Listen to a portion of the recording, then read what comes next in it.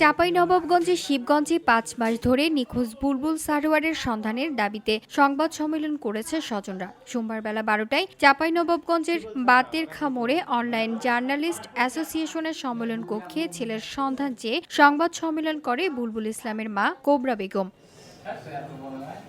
Cobra Begum বলেন, ২০২০ সালে উপজেলার রানীহাটি ইউনিয়নের মিরাটুপি বাবুপুর গ্রামের নরশেদ আলীর মেয়ে নার্গিস খাতুনকে বিয়ে করেন বুলবুল। কয়েক মাস পরে তাদের মধ্যে বনিবনা না হয় ঝামেলা সৃষ্টি হয়।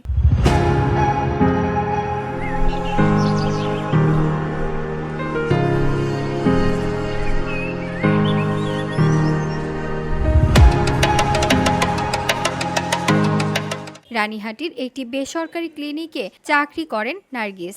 এই চাকরিতে দ্বিমত ছিল বুলবুলের, কারণ বুলবুলের অভিযোগ ছিল ক্লিনিকের একজন কর্মকর্তার সঙ্গে নার্গিসের অবৈধ সম্পর্ক আছে। এমনকি সেই বেসরকারি ক্লিনিকে নার্গিসের সঙ্গে দেখা করতে গেলেও ক্লিনিকের অন্যান্য কর্মকর্তারা তাকে মারধর করত।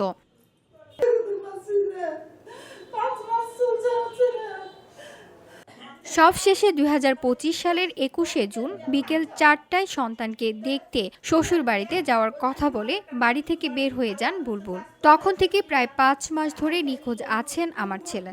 আমি আমার ছেলেকে ফেরত চাই। নিখোঁজ বুলবুল শিবগঞ্জ উপজেলার শ্যামপুর ইউনিয়নের পূর্ব শ্যামপুর গ্রামের রফিকুল ইসলামের ছেলে। VOD Bangla news desk.